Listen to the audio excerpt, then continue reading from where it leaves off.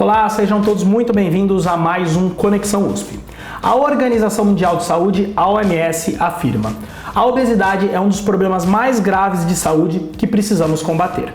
Estima-se que no mundo inteiro haja mais de 1 bilhão de pessoas obesas. Pensando nessa realidade, a FOB da USP criou o CATO, o Centro Avançado Translacional do Obeso. Para falar mais sobre o CATO, estou conectado aqui hoje com a professora Silvia Helena Salles Pérez, que é a coordenadora desse centro. Professora, primeiramente, muito obrigado por ter atendido o nosso convite hoje. Eu que agradeço ao convite e a disponibilidade para nós estarmos aqui falando um pouquinho a respeito do CATO, suas propostas e objetivos aqui para Bauru. Bom, professora, antes de falar sobre o CATO, sobre esse centro, queria falar um pouquinho sobre a obesidade em si. A senhora desenvolve há décadas, pesquisas sobre a obesidade. Nesse período, a senhora avalia que a obesidade melhorou ou piorou? Como foi a evolução aí da obesidade? Essa questão da obesidade, ela tem sido assim muito alarmante. A obesidade é um dos grandes problemas para a Organização Mundial de Saúde, tendo em vista que é um problema global. Se nós tomarmos por referência os últimos dados publicados do IBGE, onde eles comparam no Brasil, entre 2003 e 2019, a população de obesos mais que dobrou quando esses indivíduos estavam acima de 20 anos, não é? Isso é uma grande preocupação, veja, e ainda o sobrepeso passou de 43% para 62%. Vejam, é mais da metade da população apresentando alterações em relação ao peso. Veja, se nós ainda adicionarmos a este conhecimento a projeção para o Brasil, para 2030, nós temos que as mulheres, cerca de 33% delas estarão com obesidade e cerca de 26% dos homens também estarão nesse critério, com o IMC, que é o Índice de Massa Corporal, acima de 25 quilogramas por metro quadrado. E se ainda nós pensarmos nas crianças de 5 a 9 anos, porque esses são os nossos futuros adultos, cerca de 23% deles em 2030 estarão com obesidade. Portanto, todas as estratégias que vierem para corroborar no sentido de reverter este quadro, trazer uma condição saudável, ela é muito bem-vinda. E essa proposta do CATO, do Centro Avançado Translacional do Obeso, é uma atitude assim, inédita no mundo. Nós não temos um centro especializado no atendimento desse paciente. E esse é um paciente que muitas vezes não é visto e nem entendido como portador de uma doença, porque às vezes a obesidade é entendida como a pessoa não liga, não tem cuidado. Relaxada, Não é relaxada, não tem autoestima, e na verdade não é nada disso. Nós precisamos de um tratamento adequado para essa doença. E o CATO vem neste sentido, de trazer esse benefício e acudir a tratar, oferecer assistencialismo também para essas pessoas que tiveram ou que estão tendo essa doença. Ainda sobre a obesidade, professor, eu acho que a gravidade dessa doença, desse problema, ficou mais evidente na pandemia, A gente até fez uma entrevista com a senhora sobre o grau de perigo que trazia essa comorbidade, Sim, essa questão até foi incluída nas metas da OMS, que a obesidade tornou-se um fator de risco para a Covid em casos mais severos, porque nós tivemos um momento da pandemia onde nós não tínhamos a prevenção da vacina e nós tínhamos que evitar contágio e não sabíamos quem seriam os pacientes de maior risco. E os portadores da obesidade com outras comorbidades ou não foram os pacientes mais expostos. E isso permitiu com que as políticas públicas de saúde pudessem ser traçadas, tentando isolar esse indivíduo obeso para que ele não se contaminasse pela doença até que houvesse outra forma de prevenção e tratamento para esse grupo específico. Professora, agora sobre o CATO, a senhora já falou um pouquinho, mas qual que é o objetivo? Para o pessoal entender o que vai ser feito dentro desse centro.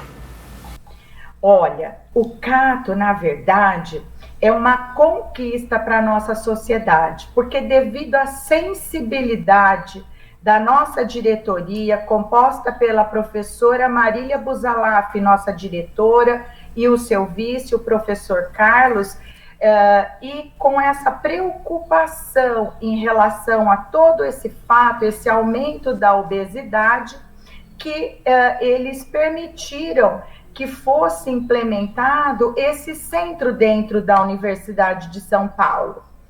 E em acréscimo a tudo isso, além da obesidade, nós temos que pensar que ela traz consigo comorbidades severas, como diabetes mellitus, hipertensão, dislipidemias, como colesterol ruim alto, não é? Que é o LDL, doenças cardiovasculares, osteoartrose, inclusive alguns tipos de câncer.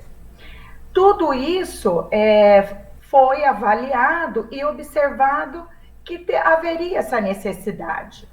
E a partir dessas discussões e já momentos anteriores, prévios, foram analisados, estudados e apresentados, e pensou-se em montar este centro avançado para melhorar aí a qualidade de vida desses indivíduos. Por quê? Há um gap no nosso serviço de atenção à saúde e muitas vezes o obeso não se sente contemplado. E nessa tentativa que o CATO foi desenvolvido, objetivando mitigar a carência nessa área. Professora, mas ele vai ser aberto? Qual que é a porta de entrada, por exemplo, do CATO? Isso, a porta de entrada é bastante simples.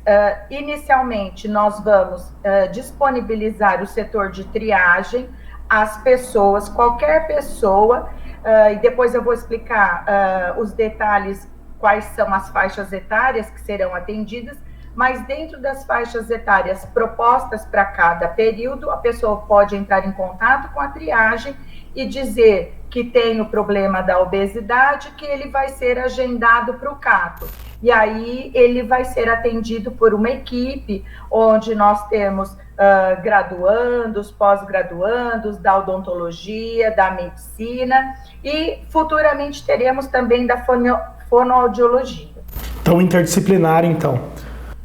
Exato.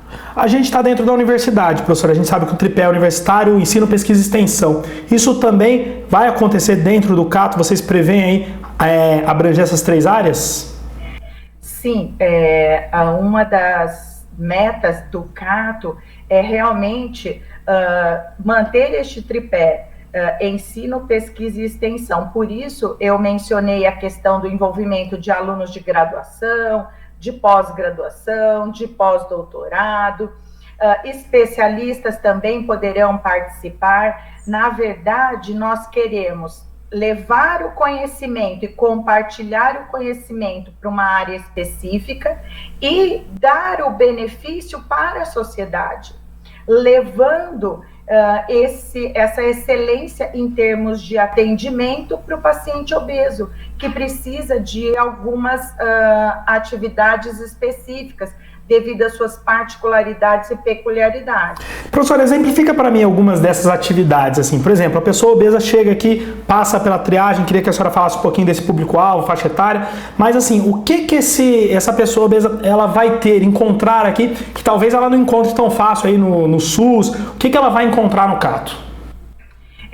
Na verdade, já pelo nome, a gente já consegue notar alguma diferença, porque o que é o CATO?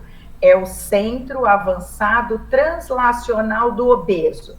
Para a gente poder esclarecer um pouquinho essa denominação, eu gostaria de pontuar essa questão do porquê este centro ele é considerado translacional. Certo. O que nós vamos fazer? Nós vamos pegar o conhecimento obtido por meio de estudos básicos e laboratoriais, e faremos a sua aplicação na clínica, por meio de estudos clínicos, trazendo intervenções inovadoras. Portanto, essa proposta você certamente não vai encontrar em outros ambientes, tendo em vista que este centro avançado de atenção ao obeso nessa dimensão é o primeiro que se sabe até agora no mundo. E nós vamos fazer de tudo para colocar a FOB no cenário nacional e internacional. Iremos receber estudantes das nossas co-irmãs, Unesp, Unicamp, USP, e também de universidades do exterior, como a King's College London. Professora, e onde ocorrerão essas atividades aí? As atividades, elas, em sua maioria, irá ocorrer no Centro de Pesquisa Clínica. O CPC, certo? Aqui. Isso, o CPC. A partir do momento que o paciente fez aquele agendamento na triagem, ele vai ser encaminhado para o CPC, onde ele terá o atendimento do CATO e poderá receber todos os benefícios. Ele vai ter uma avaliação, onde inicialmente ele vai passar por uma avaliação quanto ao peso, como está, se ele está com obesidade, se ele está com sobrepeso, obesidade grau 1, grau 2 ou grau 3, e o que pode ser feito. Vamos planejar também uma alimentação saudável, onde nós vamos ao encontro do que o Ministério da Saúde vem propondo, a adoção de alimentação saudável, evitar aí a utilização excessiva dos alimentos ultraprocessados, que neste período de pandemia, onde as pessoas tiveram isolamento e ficaram mais reclusos em espaços domiciliares, as academias fechadas, muitos deixaram de praticar atividades físicas, passaram a ter um tempo maior de tela, quer dizer, sentado em frente ao computador, à televisão ou mesmo ao celular, e uma redução de atividade física, aliado ao aumento no consumo dos alimentos ultraprocessados, tendo em vista essa questão econômica que abalou muitas famílias, que os seus provedores perderam o seu serviço ou tiveram uma redução do seu salário, fazendo com que as pessoas passassem a consumir os alimentos que são mais baratos e muitas vezes não são os alimentos saudáveis. Certo, professora, a senhora comentou que a senhora ia falar sobre o público-alvo ali, né, são os obesos, mas faixas etárias, como que funciona isso? Sim, na verdade, a nossa proposta inicial, neste semestre de 2022, nós iremos começar com as crianças obesas, principalmente as crianças com obesidade severa, tendo em vista que artigos recentes publicados na Nature, que é considerada uma das melhores revistas na área da saúde, destacou a importância da detecção precoce dessa obesidade severa, tendo em vista que foi comprovado a relação com o fator genético. E aí nós vamos buscar também se essa criança com essa obesidade severa, se ela tem esse fator genético e na sequência ela vai receber o tratamento necessário para evitar que ela venha desenvolver, embora ela tenha um fator muito importante. Mas tudo será trabalhado usando tecnologia inovadora para que esse problema seja minimizado ou até mesmo eliminado quando possível. Então esse start aí com as crianças e depois vai abrindo para outras faixas etárias. Isso, a partir de 2023, aí sim nós vamos abrir para os adultos com obesidade, eles podem estar em tratamento da obesidade ou não, podem ter sido submetidos à cirurgia bariátrica ou não, e nós faremos aí uma equipe multidisciplinar, onde outros especialistas da área da saúde estarão envolvidos, Pretendemos incluir nutricionistas, psicólogas, porque nós estamos vendo que também houve uma grande alteração na saúde mental das pessoas. Inclusive, como consequência da Covid, nós temos que analisar melhor os fatores que levaram às alterações, que hoje não estão muito claras ainda, as evidências científicas não estão tão sólidas neste sentido, mas nós também iremos contribuir com todos esses dados para trazer um bom conhecimento científico.